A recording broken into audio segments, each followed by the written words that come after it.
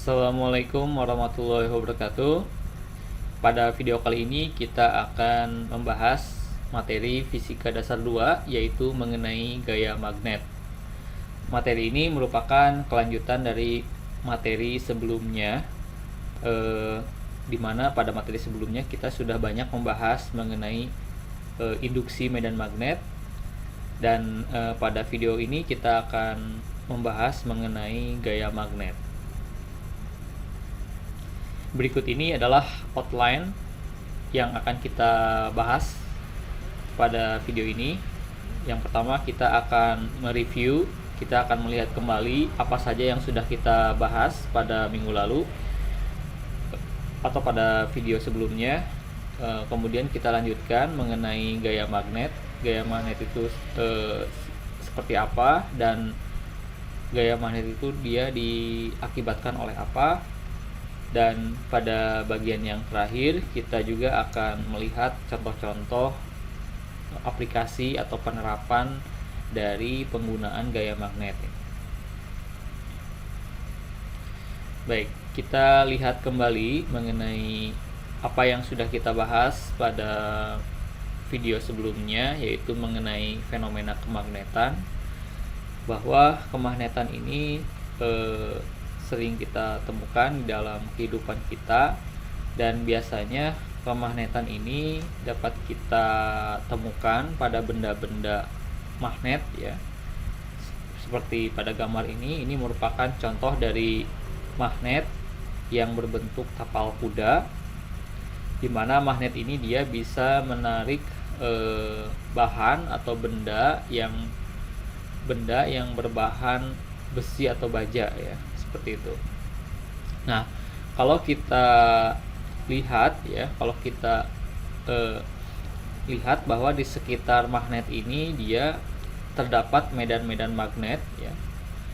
Nah, magnet ini terdiri dari dua kutub, itu adalah kutub utara dan kutub selatan ya. Ini north dan ini south, di mana di sekitarnya itu terdapat medan-medan magnet yang arahnya ini dia ditunjukkan dari kutub utara ke kutub selatan gitu ya.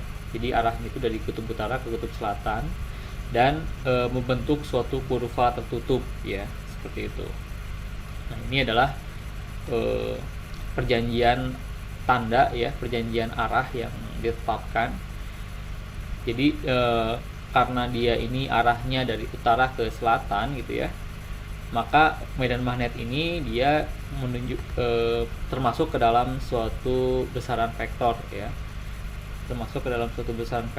sehingga di dalam menganalisisnya kita harus menggunakan kaidah vektor ya. Nah, kemudian kita juga sudah membahas pada pada video sebelumnya bahwa medan magnet ini dihasilkan oleh arus listrik ya. Jadi medan magnet ini dihasilkan oleh arus listrik atau dihasilkan oleh muatan listrik yang bergerak ya. Nah, di sini ada dua gambar. Ada gambar yang pertama ini adalah gambar benda partikel bermuatan listrik positif, di mana dia bergerak ke atas ya. Dan di sampingnya di sini merupakan suatu kawat ya, suatu kawat yang diberi arus listrik ya. Nah, kedua gambar ini memiliki analogi yang sama ya, di mana pada hakikatnya arus listrik ini adalah muatan positif yang bergerak ya. Kalau muatan positif ini dia bergerak ke atas dan kecepatan v, maka kalau kita lihat pada kawat itu ditunjukkan dengan sebuah arus listrik yang arahnya ke atas ya. Nah, pada partikel yang bermuatan ketika dia bergerak, maka dia akan menghasilkan medan listrik ya, yang arahnya ini melingkupi partikel tersebut searah dengan berlawanan arah dengan putaran jarum jam ya. Ini arahnya bisa kita tentukan dengan menggunakan kaidah tangan kanan ya. Nah, begitupun sama dengan kawat ya, kawat yang diberi arus listrik. Nah, perbedaannya kalau pada partikel, medan magnet ini dia hanya melingkupi bagian partikelnya saja gitu ya. Sedangkan kalau pada kawat dia melingkupi di semua bagian kawat ya, seperti ini.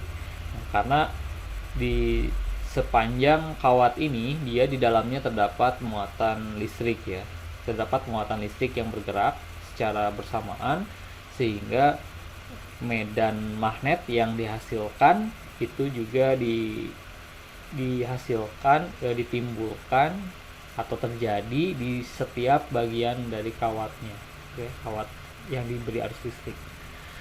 Seperti ini ya. Ini arahnya bisa kita tentukan dengan menggunakan kaidah tangan kanan. Nah, dengan menggunakan aturan tangan kanan 1 ya. Nah, nanti di sini kita akan membahas mengenai aturan tangan kanan yang kedua ya. Di mana aturan tangan yang kedua ini kita pakai untuk menentukan arah gaya magnet ya. Seperti itu. Baik, kemudian kita juga sudah membahas mengenai medan magnet yang dihasilkan oleh berbagai bentuk kawat ya, bentuk kawat seperti kawat lurus ya, kemudian ada kawat melingkar, kemudian ada solenoida dan medan magnet yang dihasilkan oleh toroida ya. Masing-masing dari bentuk kawat ini itu menghasilkan medan magnet dengan rumus yang berbeda ya. Nah, rumus-rumus yang dihasilkan oleh berbagai jenis kawat ini diturunkan dari hukum Biot-Savart ya. Diturunkan dari hukum Biot-Savart melalui integral ya, melalui proses integral. Jadi kita langsung pakai saja ya. Kita langsung pakai dan kita langsung terapkan dengan kasus yang kita hadapi ya, untuk menentukan medan magnet. Baik, nah sekarang kita lihat ya. Jadi dari pembahasan pada video yang sebelumnya ya mengenai induksi medan magnet, kita sudah mempelajari dan kita sudah mengetahui bahwa medan magnet ini dihasilkan oleh kawat yang berarus listrik ya, atau muatan listrik yang bergerak. Nah, sekarang pertanyaannya adalah apa yang terjadi jika kawat berarus ya, arus listrik, kawat yang arus listrik, dia didekatkan pada medan magnet lain. Gitu ya. Jadi di sini ada kata-kata medan magnet lain. Jadi ada medan magnet lain. Kemudian di sini ada kawat dan diberi arus listrik. Nah, ternyata gitu ya, kawat ini dia akan mengalami gaya magnet. Kawat ini dia akan mengalami suatu gaya, ya, suatu tarikan, gaya atau dorongan ketika dia diberi arus listrik. Ya, ketika diberi arus listrik, dia akan mengalami tarikan atau dorongan.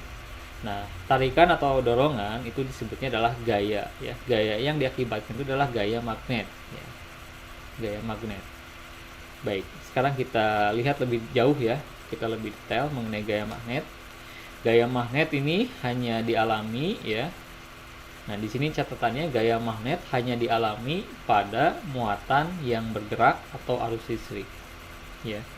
Jadi gaya magnet ini dia hanya akan muncul ya pada kawat yang diberi arus listrik ya, atau pada partikel yang bergerak, partikel bermuatan listrik yang bergerak.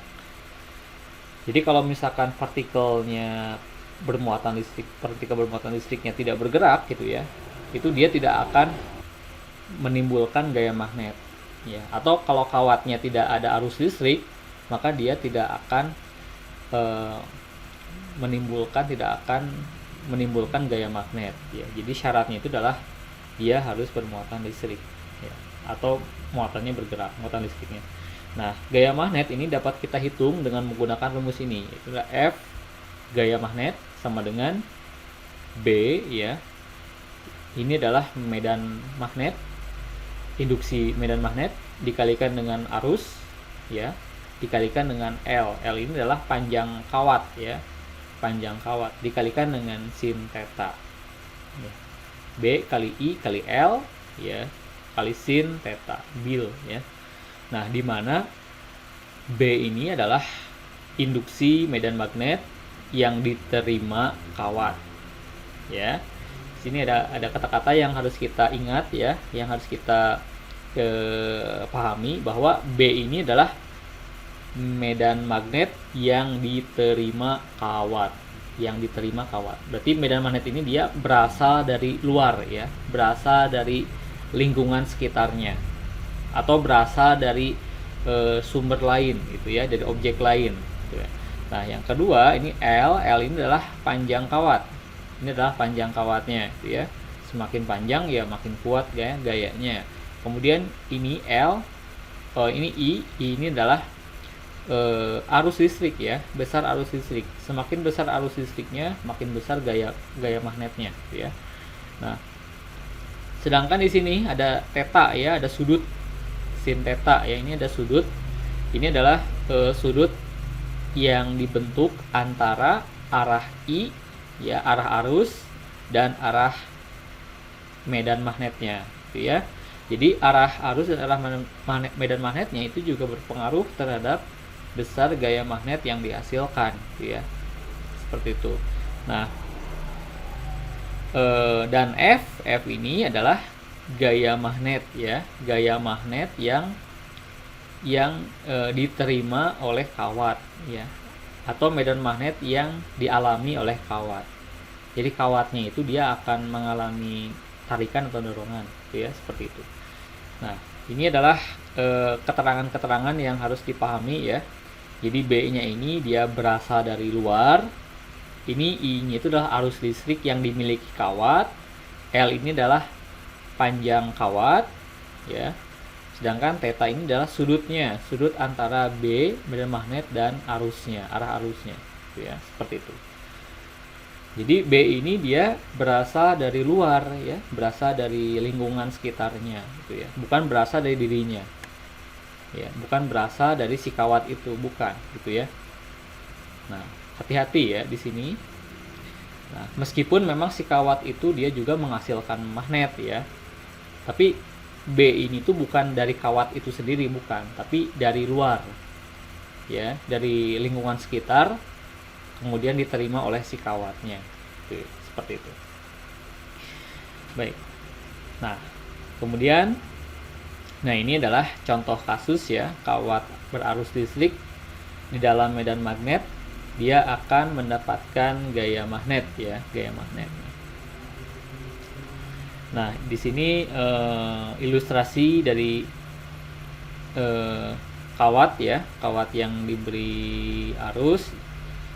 Ini kawat ini dia diberi medan magnet, arahnya masuk ya. Kalau kita menemukan notasi silang ini ya, simbol gambar silang begini, artinya medan magnetnya masuk ya, menuju bidang, masuk ya.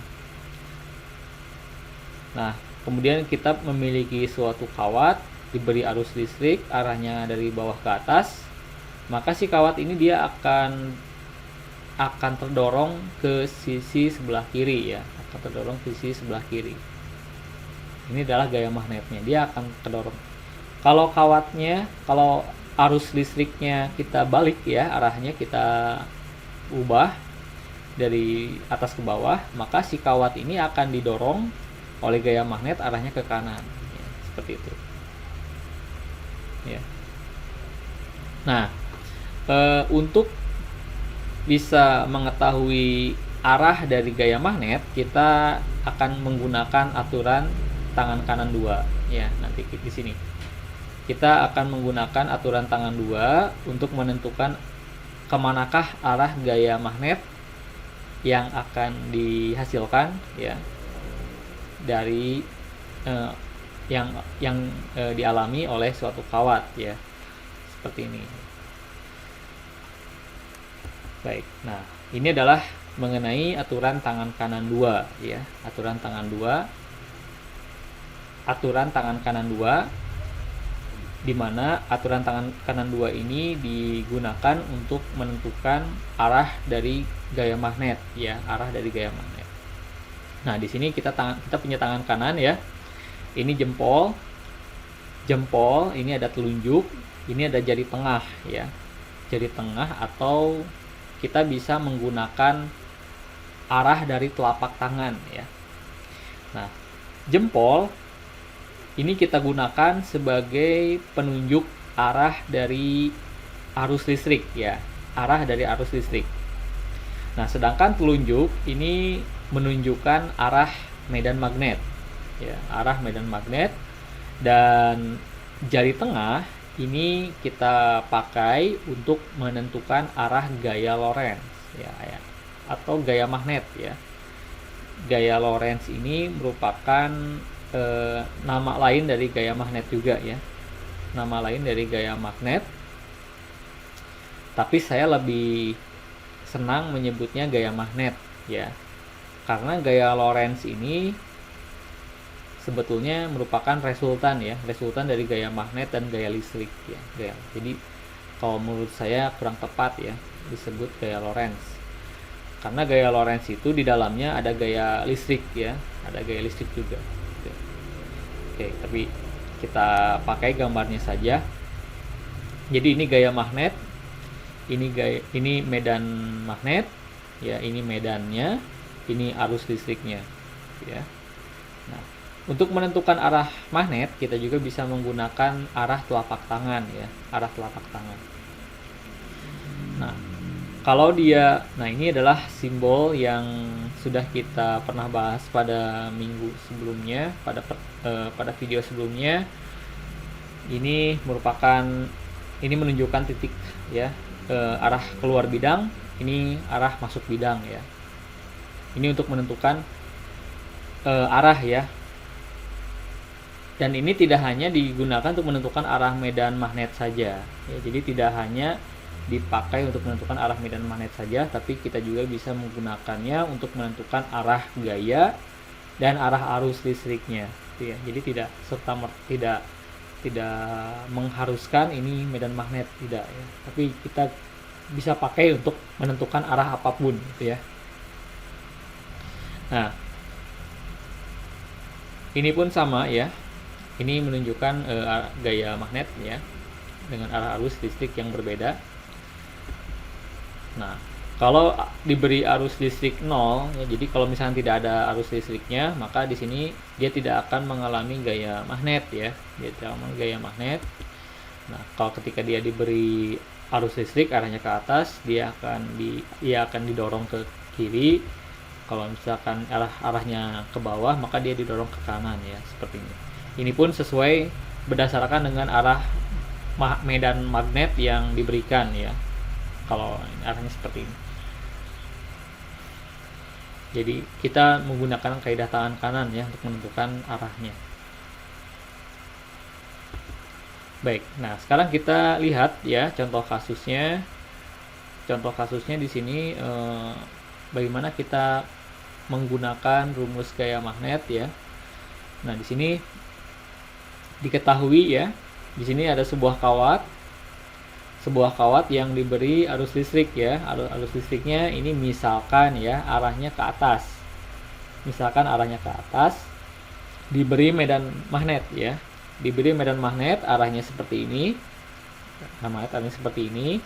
Besarnya nilainya adalah 4 kali 10 pangkat min 2 Tesla ya. 4 kali 10 pangkat min 2 Tesla ini adalah besar medan magnetnya. Kemudian ini L adalah panjang kawatnya. Panjang kawatnya kita berikan 1 meter ya. Dan ini adalah sudutnya, sudut yang dibentuk antara medan magnet dengan arus listriknya. Jadi theta ini adalah sudut ini ya, sudut ini antara arah arus dan arah medan magnetnya. Nilainya 45 derajat. Nah, pertanyaannya di sini adalah tentukan besar gaya magnet jika ya, tentukan besar gaya magnet jika arus I itu 0 dan jika arus I sama dengan 2 ampere. Ya, jadi yang pertama Yang pertama kita tentukan kalau misalkan ini arusnya 0, gaya magnetnya berapa, dan yang kedua adalah berapa gaya magnet ketika arusnya sama dengan 2 ampere ya. Seperti ini. Jadi kita lihat. Nah, oke, kita bahas ya. Yang pertama, jika arus I-nya sama dengan 0 ya. Kalau misalkan dia tidak diberi arus ya. Kalau dia tidak diberi arus, nah, maka tinggal kita masukkan rumusnya gaya magnet ya. F sama dengan B kali I kali L kali sin theta ya. Tinggal kita masukkan, maka nilainya akan sama dengan 0 ya. Kenapa sama dengan 0? Karena arusnya, nilai arus listrik yang mengalir pada kawat ini nilainya 0 ya, maka gayanya juga 0. Jadi tidak ada gaya yang dialami oleh suatu kawat yang dia tidak diberi arus ya, seperti itu. Nah, sekarang kita lihat jika si kawat ini dia diberi arus listrik ya sebesar 2 ampere. Kalau dia diberi arus listrik 2 ampere, kita kembali, kita masukkan ke rumus gaya magnet ya, B kali I kali L kali sin theta. Maka kita masukkan ya. Kita masukkan. Nah, maka kita akan mendapatkan nilai kurang lebih ya 5,66 kali 10⁻²⁰ Newton ya. Nah, ini adalah besar gaya magnet yang dialami oleh si kawat ini ya, si kawat ini. Ketika dia diberi arus ya, arus sebesar 2 ampere ya. Nah, maka gayanya itu adalah sebesar ini 5,66 kali 10⁻² Newton ya. Oke, seperti itu mengenai contoh penggunaan rumus gaya magnet ya. Jadi caranya cukup simple ya, cukup mudah. Tinggal kita masukkan rumusnya, tinggal kita lihat arahnya gitu ya, arah yang dibentuk, sudut yang dibentuk antara arah arus dan arah gaya ya, seperti itu. Lalu kita tinggal masukkan. Nah, pertanyaan berikutnya di sini kita sudah menentukan nilainya ya, kita sudah menentukan besar gayanya. Nah, pertanyaannya berikutnya adalah kemanakah arah gayanya, gitu ya. Ini si kawat ini dia mengalami gaya arahnya kemana? Nah, untuk menentukan arahnya kita bisa menggunakan kaidah tangan kanan yang kedua ya. Nah, pada tangan kanan yang kedua kita gunakan tangan kanan ya. Jempol kita arahkan sebagai arah arus, jempol tangan kita. Kemudian telunjuk tangan kita itu kita arahkan sebagai arah medan magnet ya. Kita arahkan, maka kita di situ bisa menentukan arah gayanya, gaya magnetnya. Maka arah gaya magnetnya itu adalah arahnya menuju bidang ya. Menuju bidang. Jadi menembus bidang gambar ya, menembus bidang gambar, atau arahnya itu dia keluar dari pandangan mata ya, gitu, seperti itu. Masuk menuju bidang gambar ini gitu ya, bidang gambar ini. Nah, maka arahnya itu adalah arah menuju bidang, simbolnya adalah ini ya, silang. Maka arahnya itu menembus bidang ini. Ini kalau kita lihat secara 3 dimensi baru akan kelihatan gitu ya. Ini, karena ini bentuknya 3 dimensi ya. Jadi makanya kita menggunakan tanda ini ya, arah menuju bidang. Ini adalah arah gaya magnetnya. Jadi dia menembus ya secara 3 dimensi. Baik, berikutnya adalah mengenai contoh penerapan atau aplikasi dari gaya magnet ini ya. Nah, ini adalah contoh dari suatu alat ya yang namanya galvanometer. Galvanometer ini alat yang digunakan sebagai penunjuk alat ukur listrik ya. Ini sebagai penunjuk dari ada atau tidaknya arus listrik yang mengalir pada suatu rangkaian ya. Nah, galvanometer ini dia di dalamnya terdapat kumparan yang berputar ya. Ini kalau kita lihat gambar di dalamnya, Ini penunjuknya, ini jarum penunjuknya, ini skalanya. Nah, ini kumparan ya, ini kumparannya, ini spring di dalamnya ada pegas ya, pegas yang berputar. Kemudian di sampingnya ada medan magnet, ada magnet ya. Ini utara, ini selatan, yang kutubnya berbeda. Nah, oke, ini arah arus ya, arah arus listriknya. Ini titik, ini berarti dia keluar bidang, ini masuk, dia artinya ini masuk bidang ya, seperti ini. Nah, ketika kita berikan arus listrik ya, ini masuk ya, ini keluar bidang, ini masuk ya, maka arus listriknya dia akan bergerak ya dari kiri ke kanan ya. Sedangkan di sini ada medan magnet. Medan magnet ini arahnya dari utara ke selatan ya, artinya dia ke kanan arahnya. Ini ada panah ke kanan. Nah, ini merupakan titik ya, arah arus. Kalau dia keluar dari sini, dia bergerak ke sini, maka di sini dia masuk ya, masuk. Ini kalau kita lihatnya dari atas ya. Kalau ini sebetulnya bentuknya 3 dimensi arahnya itu. Nah, maka ini jadi silang ya. Ini menunjukkan arah arus. Nah, maka arah medannya ini adalah, maka si kumparan ini yang di salah satu sisinya ini, dia akan didorong ke atas oleh gaya magnet, dan bagian sisi ini, kumparan ini, dia akan didorong ke bawah ya. Ini didorong ke atas, ini didorong ke bawah, sehingga si bagian ini, si penunjuk ini, dia akan berputar ya, dia akan berputar, dia akan menyimpang akibat adanya arus listrik ya. Dengan menggunakan aturan kaidah tangan kanan, kita bisa menentukan bahwa salah satu sisi dari kumparan ini, bagian ini, dia akan didorong ke atas, dan sisi bagian yang ini dia akan didorong ke bawah ya, seperti ini. Maka akibatnya di sini akan si kumparan ini akan ikut memutarkan jarum penunjuk dari skala ini gitu ya. Jarum penunjuk dari galvanometer ini, seperti itu ya. Ini adalah prinsip kerja dari galvanometer. Nah, kemudian berikutnya adalah motor listrik ya. Ini adalah alat yang digunakan untuk mengubah energi listrik menjadi energi gerak ya. Jadi gaya magnet ini juga dia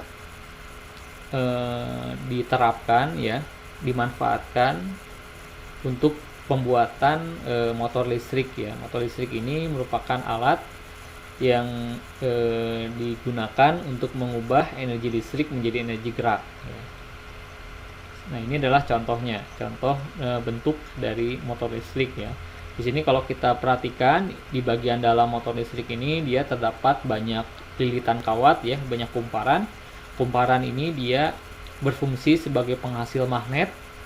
Magnet ini nanti dia akan berinteraksi dengan medan magnet yang dihasilkan oleh magnet di sekitarnya gitu ya, sehingga akan menimbulkan gaya magnet ya, gaya magnet. Nah, di sini ini adalah pada bagian kanan ini adalah bentuk sederhananya gitu ya. Jadi dalamnya ada kumparan, kemudian ada magnet batang ya, seperti ini.